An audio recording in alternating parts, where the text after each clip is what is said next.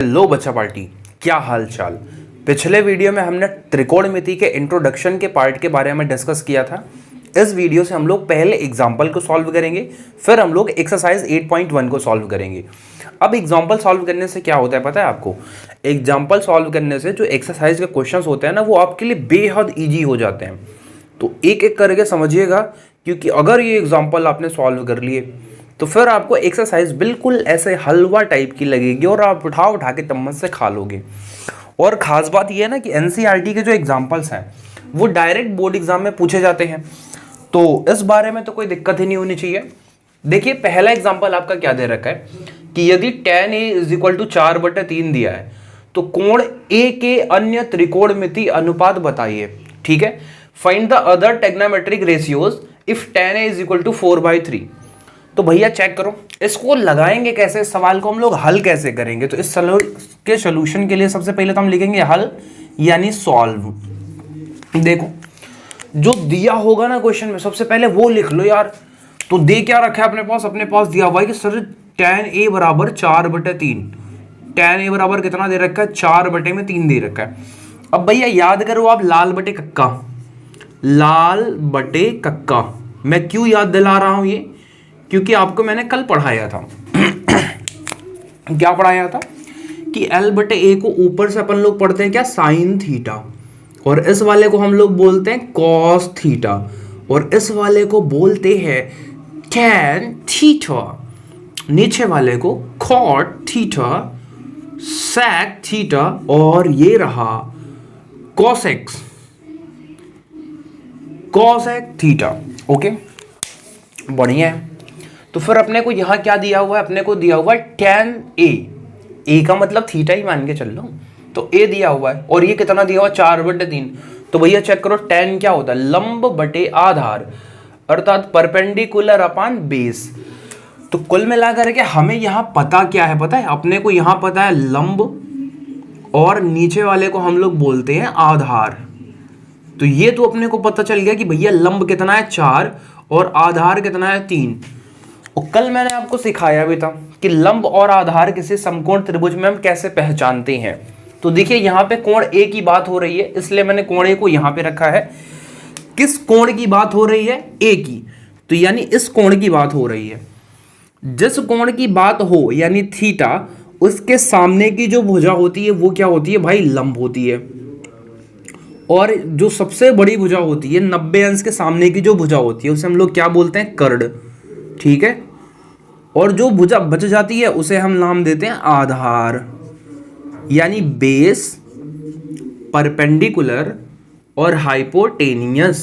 Okay, तो अगर आप ध्यान से देखो इस क्वेश्चन में, तो आपको लंब दिया हुआ है 4। कितना दिया हुआ है? 4। और आधार कितना दे रखा है? आधार दे रखा है अपने पास 3। अपने को निकालना क्या है? कर्ण। और कर्ण निकालने के लिए यार हम लोगों ने सीख रखा है क्या? पाइथागोरस प्रमेय। तो वो पाइथागोरस प्रमेय क्या है?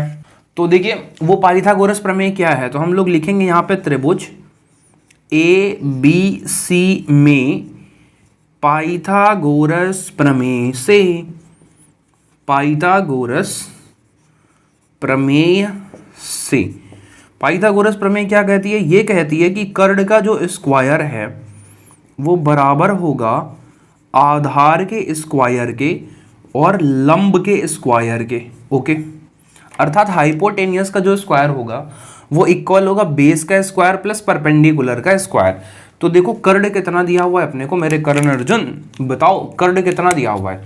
तो कर्ण तो अपने को पता करना है ना। तो कर्ण वाली लाइन का नाम क्या है? इसका नाम है AC। तो हम लोग यहाँ पे लिख देंगे AC। स्क्वायर है तो क्या लगा देंगे? स्क्वायर। आधार देखो कितना दे रखा है? आधार दे रखा है 3, तो यहाँ पे अपन लग देंगे 3, और इसका स्क्वायर दिया हुआ है तो स्क्वायर, प्लस लंब कितना दिया हुआ है? 4। तो 4 का स्क्वायर है तो क्या हो जाएगा? स्क्वायर। अब इसे आगे सॉल्व करते हैं। देखो,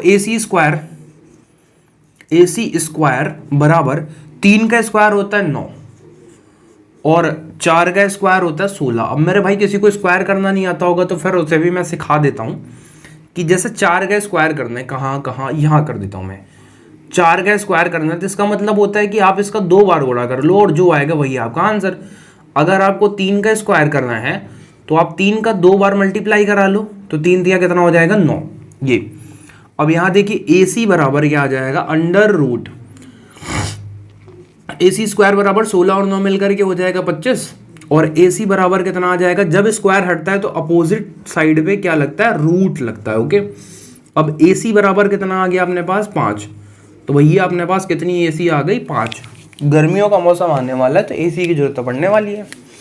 हम लोगों ने 5 AC खरीद ली है, तो चलो AC भी हम लोगों ने निकाल लिया 5। तो क्वेश्चन में हमसे ये बोला है कि अदर टेग्नोमेट्रिक रेशियोज बताओ, यानी अन्य त्रिकोणमितीय अनुपात बताओ। तो कौन कौन से बच रहे हैं आप जरा ध्यान से देखो। अगर अपने को tan दे दिया तो बच क्या रहा है, साइन, कॉस, कॉट, सेक और कॉसेक। लाइन बाय लाइन इनको लिख लेते हैं हम लोग। सबसे पहले लिख लेते हैं क्या, साइन थीटा, फिर साइन के बाद अपने पास क्या बच रहा है, कॉस थीटा, कॉस के बाद tan तो दे रखा है ना भैया, tan के बाद अपन क्या लिख देंगे, कॉट ए, कॉट के बाद क्या हो जाएगा, सेक ए, और सेक के बाद लास्ट में आ जाएगा कॉसेक ए। तो भैया देखो साइन थीटा क्या होता है, यल बटे के।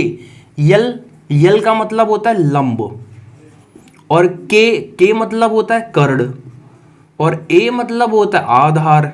तो आप ध्यान से अगर देखो, लंब बटे कर्ण, लंब बटे कर्ण यानी 4/5। अब देखो कॉस थीटा क्या होता है, तो कॉस थीटा होता है आधार बटे कर्ण, तो आधार बटे कर्ण, तो ये आ जाएगा अपने पास 3/5। इसी तरीके से कॉट क्या होता है, कॉट, तो कॉट नीचे है तो उसे हम लोग क्या करेंगे, आधार बटे लंब यानी base upon perpendicular, base upon perpendicular यानी 3/4। और एक मजेदार बात पता है आपको, tan का उल्टा होता है कॉट। अगर tan 3/4 है ना तो कॉट क्या होगा, अगर tan 4/3 है तो ये कितना होगा, 3/4 होगा। इतनी बात हो जानी चाहिए सबको क्लियर। अब सेक क्या होता है, सेक होता है कॉस का उल्टा, तो 5/3 कर लो। अदरवाइज यहां से भी आप देख सकते हो कि सेक थीटा कर्ण बटे आधार होता है क्या, तो कर्ण बटे में क्या हो जाएगा, आधार, यानी 5/में कितना आ जाएगा 3, अर्थात हाइपोटेनियस अपान में बेस आ गया। फिर कॉसेक क्या होता है भैया, तो कॉसेक होता है कर्ण बटे लंब, तो कर्ण बटे में लंब यानी 5/4, 5/4। और ये हमने कर दिए सारे के सारे ट्रिग्नोमेट्रिक रेशियोज को सॉल्व। ठीक है, आई होप ये क्वेश्चन समझ में आया होगा। इसे फटाफट से स्क्रीनशॉट लीजिए, फिर आप आते हैं हम लोग नेक्स्ट क्वेश्चन पे। तो ये जो दूसरा क्वेश्चन है ये बेहतरीन क्वेश्चन है, क्योंकि बोर्ड पेपर में ये कई बार पूछा गया है। यदि एंगल बी तथा क्यू न्यून कोण हो, जैसे साइन बी बराबर साइन क्यू, तो सिद्ध कीजिए कि कोण बी बराबर कोण क्यू। अब अगर आप ध्यान से देखो तो इसमें बोला है कि कोण बी और कोण क्यू क्या होने चाहिए, न्यून कोण होने चाहिए। एक समकोण त्रिभुज बना लो, और हम इस वाले कोण को ना तो बी मान सकते हैं ना तो क्यू। उसके पीछे का सिंपल सा लॉजिक ये है, क्योंकि ए और ये दोनों ही क्या होने चाहिए, न्यून कोण, और ये क्या है, समकोण। इसलिए मैंने इसे क्या मान लिया, ए, इस वाले को माना बी और इस वाले को माना क्यू, क्योंकि ये दोनों कोण क्या है, न्यून कोण। न्यून कोण वह कोण होता है अक्यूट एंगल जो 90 से क्या हो, छोटा हो। तो अब यहाँ पे देखिए अपने को ये कोण और ये वाले कोण दो ठो पता चल गए। ठीक है भैया, तो हमें दिया भी है साइन बी बराबर कॉस साइन क्यू, तो लेकिन सबसे पहले हम लोग निकाल लेते हैं, उसी की वैल्यू निकाल लेते हैं। किसकी, हम लोग निकालते हैं इस त्रिभुज में साइन बी की वैल्यू निकालते हैं सबसे पहले कि साइन बी बराबर क्या होगा, और फिर हम लोग निकाल लेते हैं कि साइन क्यू बराबर क्या होगा। तो देखो अगर मैं कोण बी की बात करूं तो इस बी के सामने की जो भुजा है वो क्या हो जाएगी, लंब, अर्थात परपेंडिकुलर, और ये भुजा क्या हो जाएगी, बेस यानी आधार, और ये वाला क्या हो जाएगा, हाइपोटेनियस यानी कर्ण। तो आप बताओ साइन थीटा क्या होता है, साइन थीटा होता है भैया लंब बटे कर्ण, लंब बटे कर्ण। तो थीटा के सामने की भुजा क्या होती है, लंब, क्या होती है, लंब। तो लंब यहाँ पे क्या है, ए क्यू, लंब है हमारे पास ए क्यू। कर्ण क्या है, तो कर्ण सबसे बड़ी भुजा होती है, ये है बी क्यू, क्या है, बी क्यू। तो यहाँ पे हमारा ये बन गया इक्वेशन फर्स्ट। इसी तरीके से हम लोग सेकंड बना लेंगे कि साइन क्यू। अब एंगल क्यू के लिए ये वाली भुजा क्या हो जाएगी, लंब, और ये वाली भुजा क्या हो जाएगी, आधार। कर्ण तो चेंज होने वाला नहीं है। तो अगेन साइन थीटा क्या होता है, लंब बटे कर्ण, अर्थात परपेंडिकुलर अपॉन हाइपोटेनियस। तो परपेंडिकुलर वाली भुजा कौन सी है, ए बी, यानी लंब कितना है ए बी, और बटे में कर्ण कितना है, तो कर्ण है भैया अपने पास वही सेम बी क्यू। और ये है हमारा सेकंड। दूसरा, अब देखो हमें दिया हुआ है, दिया है क्वेश्चन में दिया है भैया, दिया है, क्या दिया है, दिया है ये कि साइन बी जो है, साइन बी वो बराबर है किसके, वो बराबर है साइन क्यू के। तो मैं यहां से साइन बी की वैल्यू रखता हूं। देखो साइन बी की वैल्यू कितनी है, ए बी बटे बी क्यू, ए बी बटे बी क्यू, और साइन क्यू की वैल्यू है ए बी बटे बी क्यू, सॉरी यहाँ पे ए क्यू है, और यहाँ पे हो जाएगा ए बी बटे बी क्यू।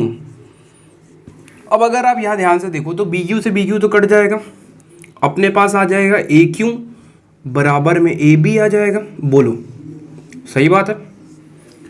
देखो ये क्वेश्चन आप अच्छे से समझिएगा जरूर, क्योंकि यही सेम क्वेश्चन आपके बुक में एक्सरसाइज का क्वेश्चन नंबर 6 है।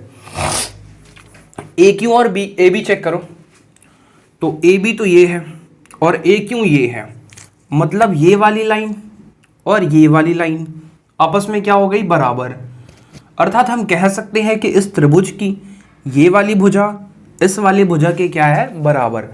तो हम लोगों ने एक प्रमेय पढ़ रखी है 9th क्लास में कि बराबर भुजाओं के जो सामने के कोण होते हैं वो क्या होते हैं, बराबर। आप यहां पे एक लाइन लिखोगे छोटी सी कि बराबर भुजाओं के सामने के कोण बराबर होते हैं। तो भैया बराबर भुजाओं के सामने के कोण आप चेक करो, इस भुजा के सामने का कोण ये और इस भुजा के सामने का कोण ये, तो ये दोनों ही कोण आपस में क्या हो जाएंगे, बराबर। अर्थात हम यहां से कह सकते हैं कि जो एंगल बी है वो बराबर हो जाएगा एंगल क्यू के। अगर आप ध्यान से देखो तो हमें यही सिद्ध करना था। आप यहां लिखोगे इति सिद्धम, इति सिद्धम। तो ये क्वेश्चन आपको समझ में आया। सबसे पहले क्या किया मैंने, जो दिया था न्यून कोण उनको दो अलग अलग जगह पर रख लिया।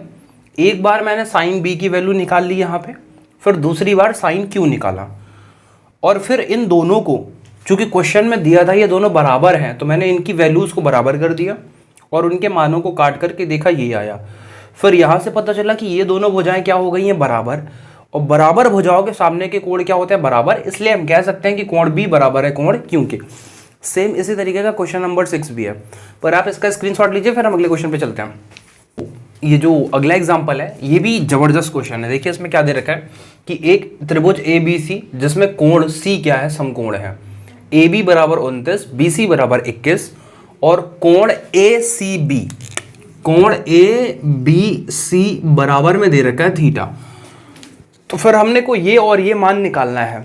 तो सबसे पहले क्या करेंगे, हम लोग एक त्रिभुज बना लेंगे, समकोण त्रिभुज। इस वाले क्वेश्चन को भी हल करते समय असल में आप सबसे पहले ये करिए ना, जो क्वेश्चन दिया रहा है वही लिख लिया करिए। जैसे इसमें बोला कि ए बी सी है, कोण सी को समकोण बना दो, ये तो बना दिए भैया सी। बी वाला कोण थीटा दिया है, तो मान लेते हैं ये वाला कोण थीटा है, इसलिए मैंने इसका नाम क्या रख दिया, बी, और इसका नाम रख दिया ए। अब देखिए ए बी कितना दे रखा है, तो ए बी दे रखा है 29, और बी सी दे रखा है क्वेश्चन में कितना दे रखा है, 21। तो हमें निकालना है ये थीटा के सामने की भुजा क्या होती है, लंब, और ये भुजा क्या होती है, आधार, और इस भुजा का नाम होता है गुरु कर्ण। ठीक है, तो फिर इन सभी को अगर हम लोग सॉल्व करेंगे तो ये क्या आएगा, इसमें लगाएंगे हम लोग पाइथागोरस प्रमेय। हम लिखेंगे त्रिभुज ए बी सी में पाइथागोरस प्रमेय से, पाइथागोरस प्रमेय से। पाइथागोरस प्रमेय हमारी ये कहती है कि जो कर्ण का स्क्वायर है ना वो बराबर होता है आधार के स्क्वायर के और प्लस लंब के स्क्वायर के।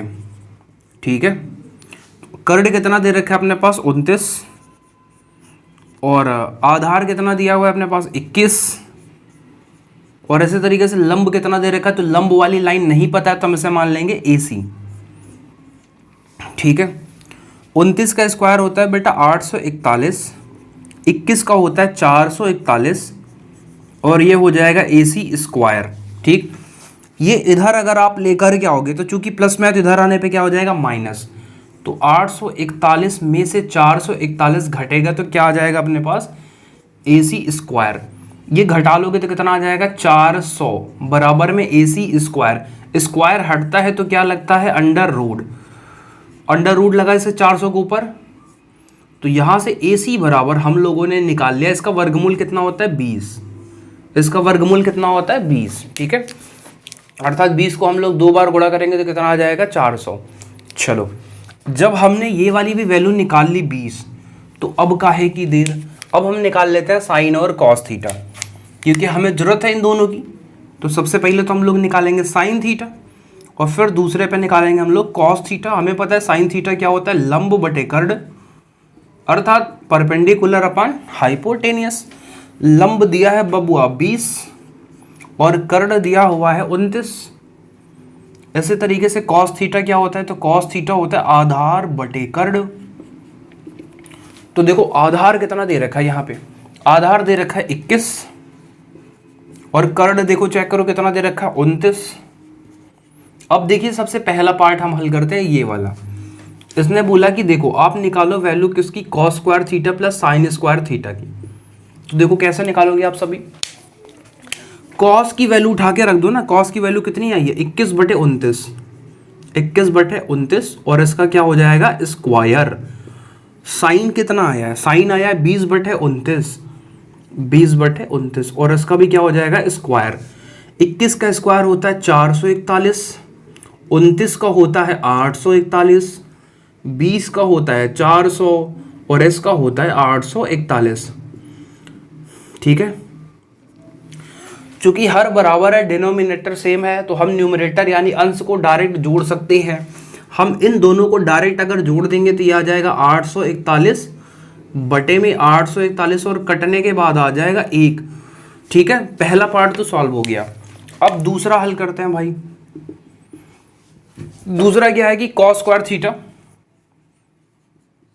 माइनस साइन स्क्वायर थीटा, ये सॉल्व करके बताओ। तो देखो कॉस थीटा कितना आया है 21 बटे 29,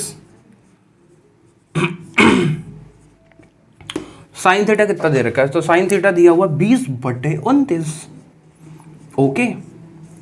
देखो 21 का स्क्वायर होता है 441, 29 का होता है 841, 20 का स्क्वायर 400, अभी भी ऊपर लिखा गया था, और 29 का होता है 841। सेम डिनोमिनेटर, हर बराबर है, तो इसमें से इसको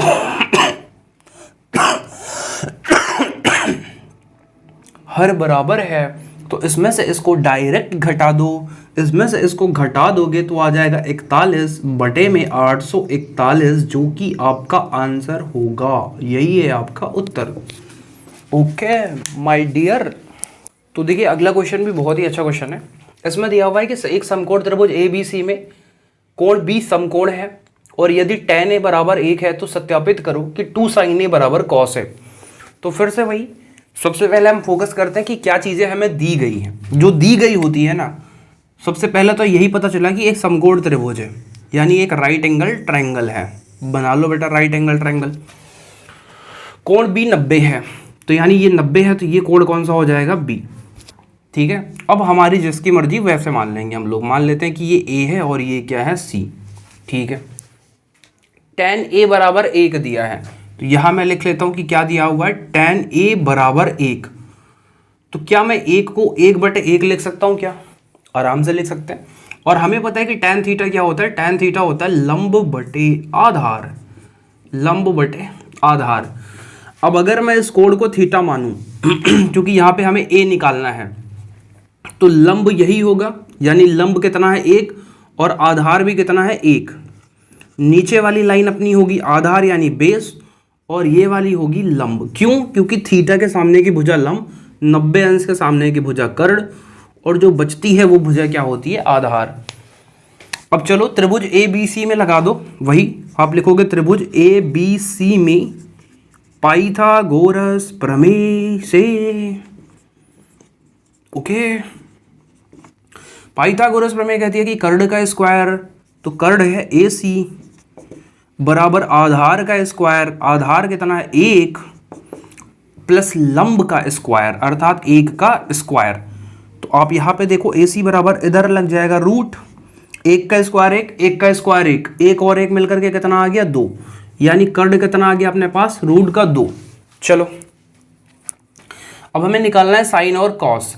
तो सबसे पहले हम लोग वैल्यू निकाल लेते हैं साइन ए की। चलो तो साइन ए कितना हो जाएगा भैया, साइन ए हो जाएगा लंब बटे कर्ड।